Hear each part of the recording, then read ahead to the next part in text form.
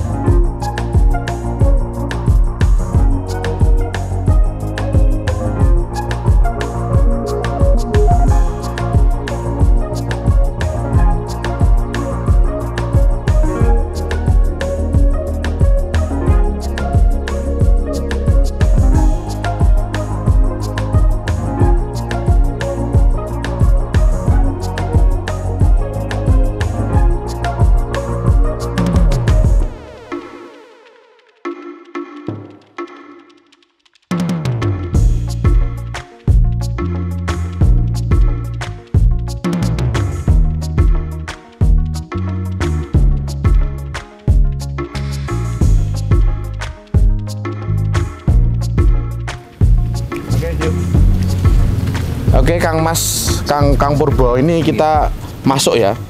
Dari jalan ini kita masuk ke area lokasi. Kalau kita lihat ini di sebelah kanan dan di sebelah kiri ini kan memang tempat pemakaman umum. Dan kita disambut dengan pohon besar, pemirsa. Ini adalah kayu joho. Kayu joho ini usianya mungkin sudah ratusan tahun. Dan makam di sini, pemirsa, makam di sini itu bukan sekedar makam, selain makam umum di sebelah barat ya, itu ada makam pahlawan. Kita setiap malam 17 itu ada upacara di sana. Itu nanti kita akan mengajak Anda jalan-jalan ke sana. Dan di sini memang tempat pemakaman umum Tembung Boyo. Oke, saya akan mengajak Anda untuk masuk ke dalam. Di mana sih pusat untuk ritual mencari pesugihan itu? Siapa tahu nanti kita juga dapat barokahnya dan kita jadi kaya raya, pemirsa. Yuk ikuti.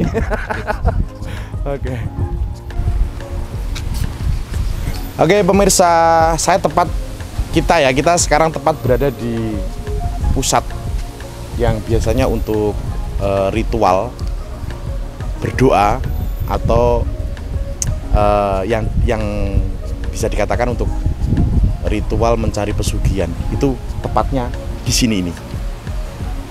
Dan pemirsa, dari cerita turun-temurun dari para opini sepuh bahwa ini itu sebetulnya adalah makam berikut makom. Makam karena di sini itu adalah makam karena dulu ada orang yang meninggal di sini, dan makom itu adalah tempat di mana di sini adalah sekarang menjadi tempat untuk ritual mencari pesugihan. Kenapa sekarang sepi? Ternyata pemirsa ada hari-hari tertentu dan nanti akan kita sampaikan kepada pemirsa. Oke, saya akan menyampaikan kepada pemirsa semuanya bahwa makam di sini yang sekarang ada pohonnya ini, pemirsa, ini adalah makamnya Ki Ageng Imam Purboyo.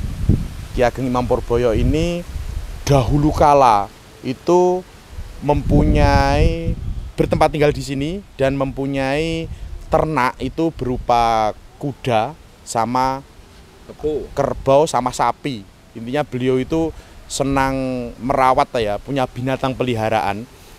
Menurut cerita sejarahnya seperti itu, dan beliau itu juga punya padepokan di sini. Ketika padepokan itu rusak pemirsa, itu Ki Ageng Imam Poerboyo itu kandang sapi, kandang kuda itu diubah-ubah atau itu untuk membangun atau membenahi padepokannya. Dibongkar, dibongkar. Digunakan untuk itu. Iya, dan dari itulah mungkin ya sampai sekarang menjadi sebutan kandang Bubra gitu. Jadi di sini nih Kang.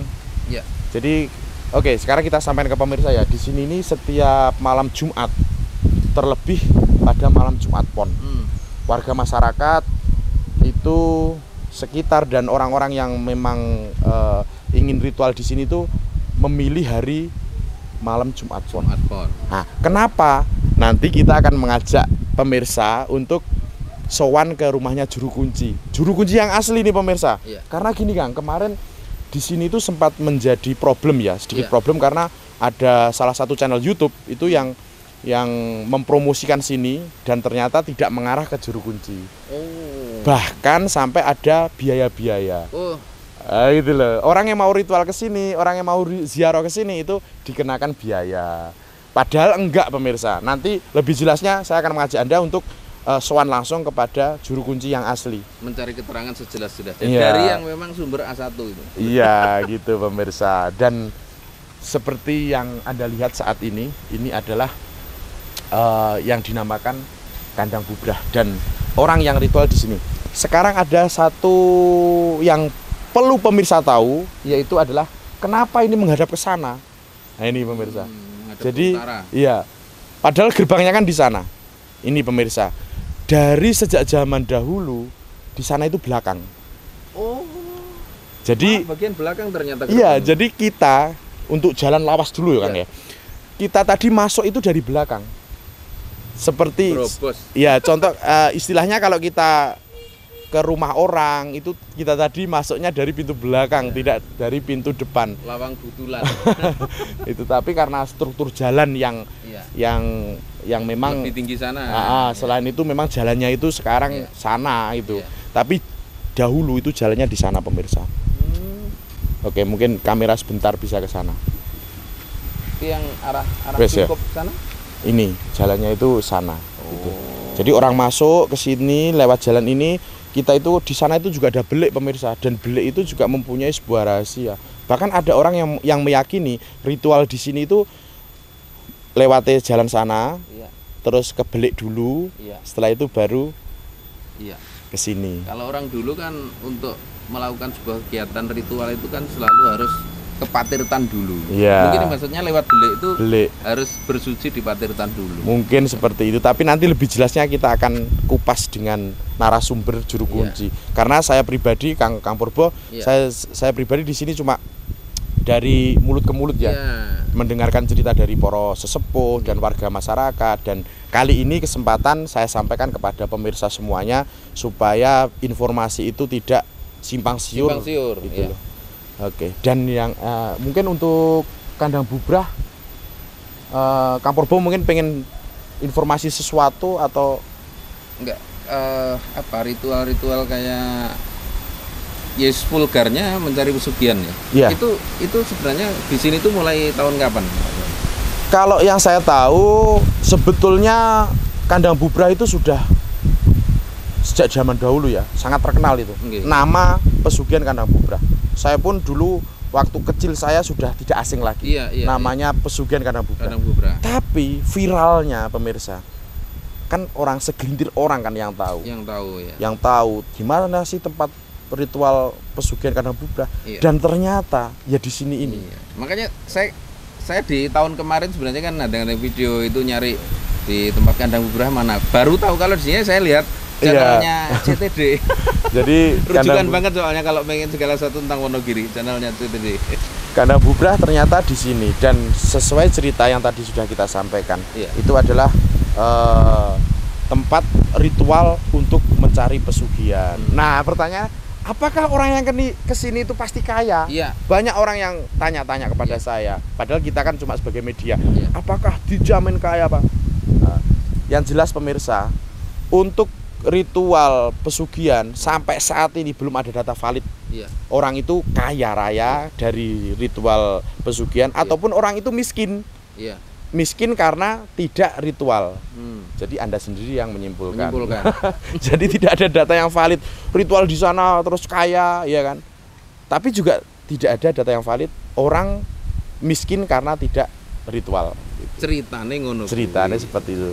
Dan kalau itu sih saya juga sering ya mendengar cerita dari, bahkan bukti banyak orang yang, tapi pemirsa, tidak sedikit orang yang kembali lagi ke sini melaksanakan ritual. Nanti lebih jelasnya juru kunci itu yang megang data. Yang jelas soalnya beliau kan memang sudah bertahun-tahun ya, kalau menurut cerita jenengan kan sepuh banget ya. Sepuh, dan dari turun temurun ini makam-makam yang ada di sini pemirsa, ini kan juru kunci. Oh, yang ini. Iya. Yang di sini itu juru kunci. Lah ini dari keturunannya. Oke, Kang Purbo, Kandang Bubrah perwujudannya seperti ini pemirsa. Tentunya sudah tidak asing karena di media sudah banyak menyebar ya. Di sini ada yang lebih menarik, ada yang juga menarik pemirsa. Itu adalah makamnya Mbah Ahmad Dali. Oh, nggih. Mbah Ahmad Dali itu sesuai cerita dari para pinisepuh di sini adalah orang pertama kali yang membawa ajaran agama Islam di Kecamatan Purwantoro. Bahkan dulu warga Ponorogo itu ngajinya pertama kali di Mbah Ahmad Dali. Itu saya juga sudah ada konten pemirsa, kalau pengen tahu itu di masjid pertama kali di Purwantoro, di situ kita kupas, ada narasumbernya, beliau Pak Nurdin itu yang menyampaikan semuanya. Kebetulan beliau juga masih ada silsilah dari keluarga pun sepuh. Oh, masih duriyahnya Mbah Ahmad Dali. Iya, masih. Tapi dari turun. Termasuk kita ini masih turunannya Nabi Adam pemirsa, masih dia apa. Oke, mungkin kita mau melihat makamnya Mbah Ahmad Dali? Iya. Yuk, pemirsa, kita ke makamnya Mbah Ahmad Dali. Oke pemirsa, kita masih di makam Tomubo ya. Sebelum kita menuju ke makamnya Mbah Ahmad Dali. Mbah Ahmad Dali adalah tokoh yang membawa ajaran agama Islam pertama kali di Kecamatan Purwantoro. Oke, Kang Purbo, sekarang ya di sini itu warga masyarakat setiap malam Jumat Pon itu mengadakan ritual. Jadi warga masyarakat lingkungan itu berkumpul di sini malam Jumat Pon itu ritual kirim doa kepada arwah leluhur. Jadi bisa dikatakan gapruan ya atau tempuk ya. Jadi ada orang yang ritual mencari pesugihan pemirsa. Sampai batuk. Juga ada warga masyarakat itu yang memilih hari malam Jumat Pon itu semua di sini menggelar tikar di sini dan berdoa. Biasanya yang memimpin adalah Pak Mudin. Tahlil, kirim doa ke leluhur karena mayoritas kan saudara-saudara itu kan dimakamkan di sini. Jadi sekaligus kirim doa massal gitu. Oke, pemirsa, saya akan mengajak Anda untuk ke makamnya Mbah Ahmad Dali. Yuk.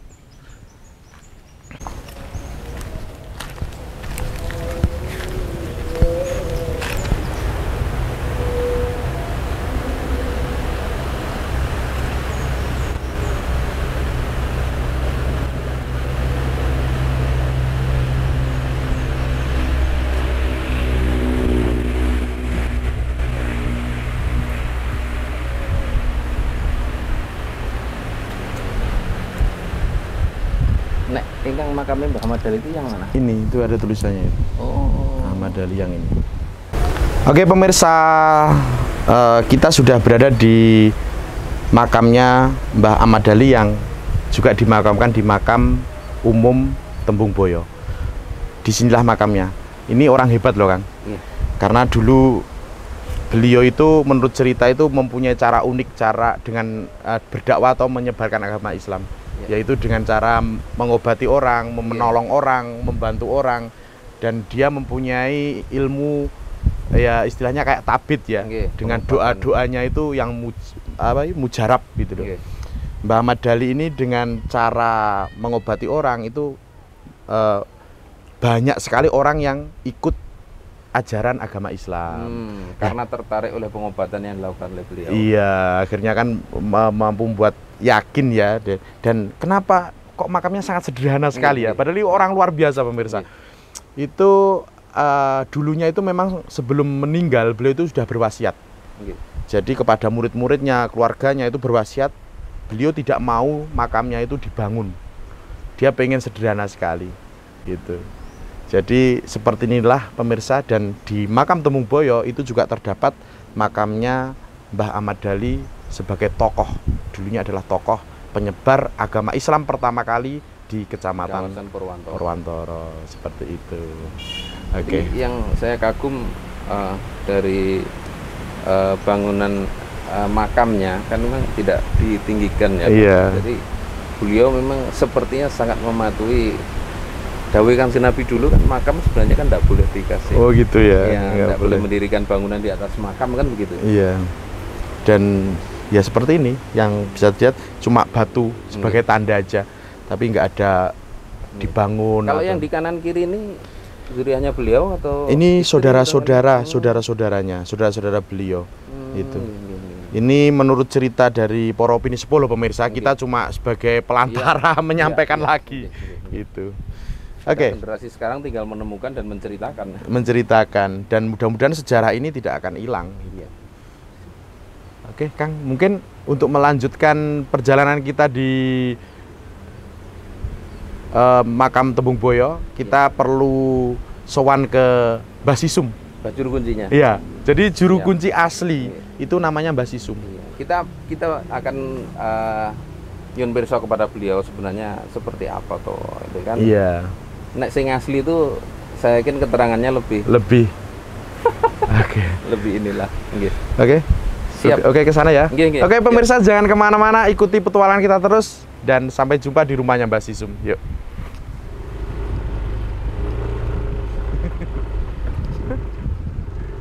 Hiburannya ternyata asik ya.